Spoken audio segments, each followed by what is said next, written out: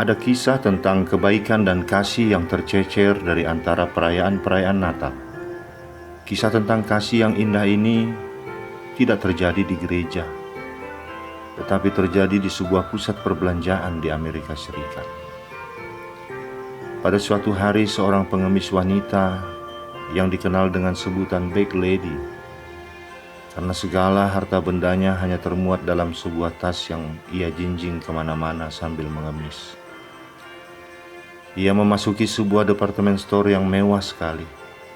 Hari itu adalah menjelang perayaan hari Natal. Toko itu dihias dengan indah sekali. Lantainya semua dilapisi karpet yang baru dan indah. Pengemis ini tanpa ragu-ragu memasuki toko itu. Bajunya kotor dan penuh lubang-lubang.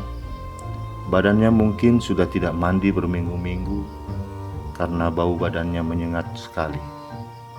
Ketika itu seorang ibu pendeta mengikutinya dari belakang. Ia berjaga-jaga kalau petugas security mengusir pengemis ini. Sang hamba Tuhan ini mungkin dapat membela dan membantunya. Tentu pemilik atau pengurus toko mewah ini tidak ingin ada pengemis kotor dan bau mengganggu para pelanggan terhormat yang ada di toko itu. Begitu pikir ibu pendeta. Tetapi pengemis ini dapat terus masuk ke bagian-bagian dalam toko itu. Tak ada petugas keamanan yang mencegat atau mengusirnya. Cukup aneh, padahal para pelanggan lain berlalu lalang di situ dengan setelan jas atau gaun yang mewah dan mahal. Di tengah departemen store itu ada piano besar yang dimainkan seorang pianis dengan tuxedo mengiringi para penyanyi yang menyanyikan lagu-lagu Natal dengan gaun yang indah. Suasana di toko ini tidak cocok sekali bagi si pengemis wanita itu. Ia nampak seperti makhluk aneh di lingkungan yang gemerlap itu. Tetapi sang Bag Lady terus berjalan. Ibu pendeta ini juga mengikuti terus dari jarak tertentu. Rupanya pengemis itu mencari sesuatu di bagian gaun wanita.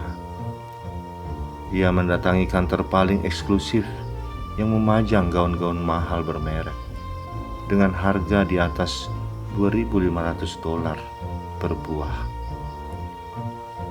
Jika dikonversi dengan kurs hari-hari ini, harga dalam rupiah sekitar 37 juta lebih. Sungguh baju-baju yang mahal dan mewah untuk ukuran orang-orang biasa. Apa yang dikerjakan pengemis ini? Sang pelayan bertanya, "Apa yang dapat saya bantu, Nyonya?" "Saya ingin mencoba gaun merah muda itu," kata Bag Lady sambil menunjuk ke sebuah gaun merah muda yang indah. Kalau Anda ada di posisi sang pelayan itu, bagaimana respon Anda? Wah, kalau pengemis ini mencobanya, tentu gaun-gaun mahal itu akan jadi kotor dan bau. Dan pelanggan lain yang melihat mungkin akan jijik membeli baju-baju itu setelah dia pakai. Apalagi bau badan orang ini begitu menyengat. Tentu akan merusak aroma gaun-gaun itu. Tetapi mari kita dengarkan apa jawaban sang pelayan toko mewah itu. "Ukuran berapa yang Anda perlukan?" "Saya tidak tahu," jawab Bag Lady. "Baiklah, mari saya ukur dulu," kata pelayan itu. Pelayan itu mengambil pita meteran mendekati pengemis itu, mengukur bahu, pinggang, dan panjang badannya. Bau menusuk hidung terhirup ketika ia berdekatan dengan pengemis ini. Namun ia cuek saja.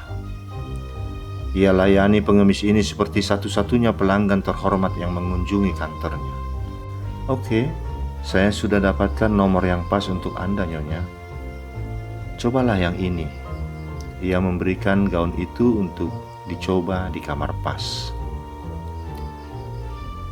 Setelah selesai mencobanya, Bag Lady berkata, "Ah, yang ini kurang cocok untuk saya. Apakah saya boleh mencoba yang lain?" "Oh, tentu," kata pelayan itu.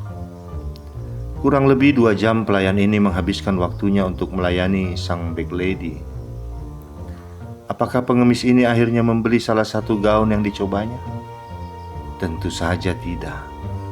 Gaun seharga puluhan juta itu jauh dari jangkauan kemampuan keuangannya. Pengemis itu kemudian berlalu begitu saja, tetapi dengan kepala tegak, karena ia telah diperlakukan sebagai layaknya seorang manusia. Biasanya ia dipandang sebelah mata. Namun hari itu, ada seorang pelayan toko yang melayaninya, yang menganggapnya seperti orang penting yang mau mendengarkan permintaannya. Tetapi mengapa pelayan toko itu mau repot-repot melayaninya? Bukankah kedatangan pengemis itu membuang-buang waktu dan perlu biaya pengeluaran ekstra bagi toko itu? Toko itu harus mengirim gaun-gaun yang sudah dicoba itu ke laundry, dicuci bersih agar kembali tampak indah dan tidak bau. Pertanyaan ini juga mengganggu ibu pendeta yang memperhatikan apa yang terjadi di kantor itu sejak tadi.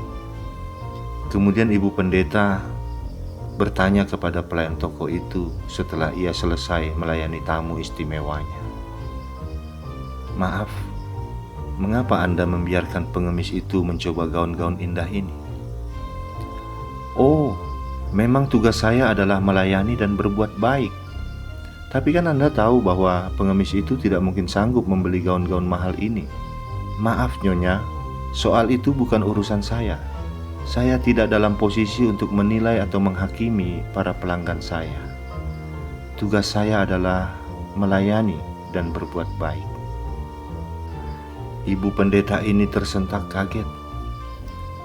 Di zaman yang penuh keduniawian ini, ternyata masih ada orang-orang yang tugasnya adalah melayani dan berbuat baik tanpa perlu menghakimi orang lain. Ibu pendeta ini akhirnya memutuskan untuk membawakan khotbah pada hari Minggu berikutnya dengan tema Injil menurut Department Store. Khotbah ini menyentuh banyak orang dan kemudian diberitakan di halaman-halaman surat kabar di kota itu. Berita itu menggugah banyak orang sehingga mereka pun ingin dilayani di toko yang eksklusif itu. Pengemis wanita itu tidak membeli apa-apa, tidak memberi keuntungan apa-apa, tetapi akibat perlakuan istimewa toko itu kepadanya, hasil penjualan toko itu meningkat drastis sehingga pada bulan itu keuntungan naik 48%. Saudaraku, firman Tuhan dalam Ibrani 13 ayat 1 berkata, "Peliharalah kasih persaudaraan. Jangan kamu lupa memberi kebaikan kepada orang, sebab dengan berbuat demikian, beberapa orang dengan tidak diketahuinya telah menjamu malaikat-malaikat."